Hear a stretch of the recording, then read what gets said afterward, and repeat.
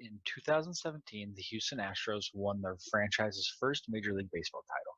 But in the fall of 2019, a former player confirmed what some had earlier suspected, that the Houston Astros were cheating during the 2017 season. The Astros were cheating by relaying a live video feed of the opposing team's catcher to their dugout and communicating what type of pitch was coming to the batter via banging on a trash can. The Astros had set up an elaborate sign stealing mechanism, and many believe that by stealing signs, the Astros were able to gain enough of an advantage to win their first championship. We will use data from the 2017 season to see what, if any, advantage the team or any players gained.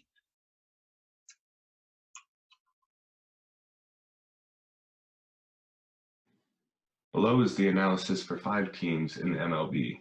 1, the Houston Astros. 2, the Cleveland Indians. 3, the Boston Red Sox. 4, the Washington Nationals. And 5, the Los Angeles Dodgers. These were all of the top-seeded teams for their respective divisions at the end of the 2017 season. 5 statistics were selected and compared for each team, the first being the batting average. So here you can visibly see that the Astros, depicted in blue, excelled during the known period of cheating. When looking at the overall seasonal batting average, they had the highest average across the league, depicted here at .277. Next, we looked at runs batted in. This plot contains a substantial amount of noise due to the variable nature of this statistic.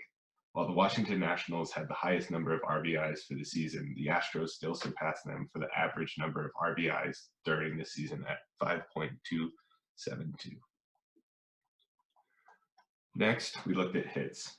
Again, with this statistic, it contains a substantial amount of noise due to the variability, but the point still stands that the Astros exceeded the average number of hits per game when compared to the rest of the number 1 seeded teams. Looking at on-base percentage, the Astros consistently had a higher OBP during the bout of cheating when compared to the other teams. The average OBP over the season was incredibly similar amongst all of the teams, but the Washington Nationals had the highest average OBP over the entire season at 0.345. Finally, we looked at at-bats. This was one statistic that we did not expect to see much of a difference with due to the nature of the game. This method of cheating does not necessarily mean that one team will see more pitches than another. It was an interesting result that each team saw almost the exact same number of at-bats across the season.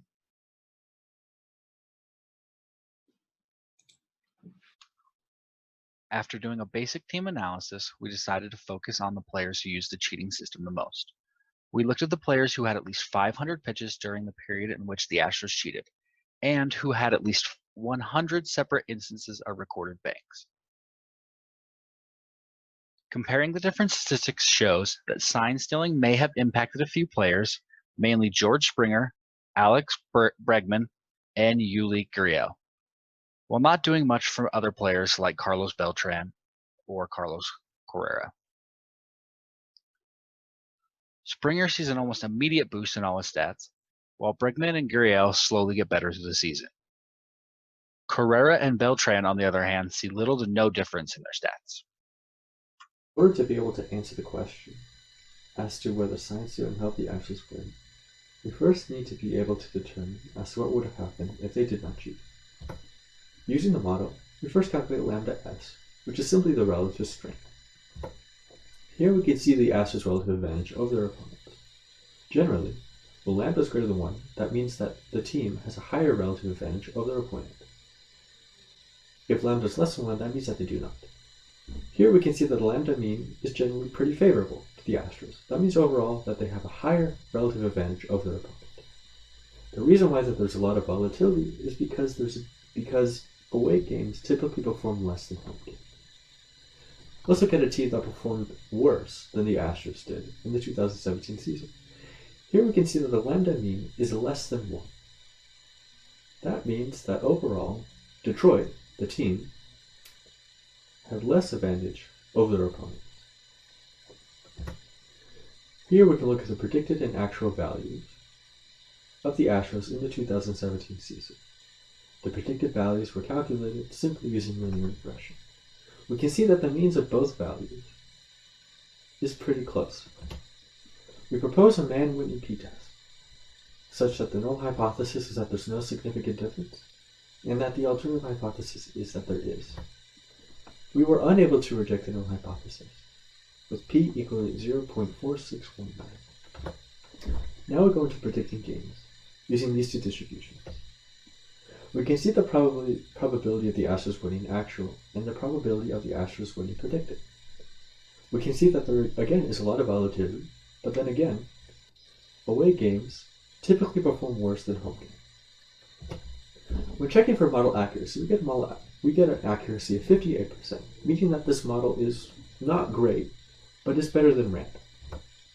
Here we propose a man-Whitney p-test to compare the actual and the predicted values to see whether there's a significant difference. The null hypothesis is that there is not, and the alternative is that there is. We were unable to reject the null hypothesis.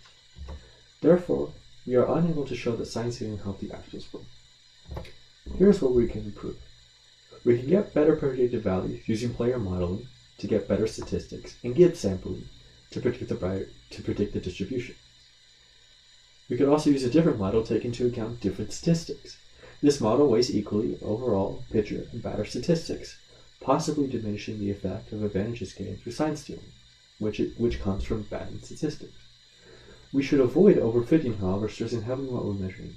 Games should be predicted as accurately as possible.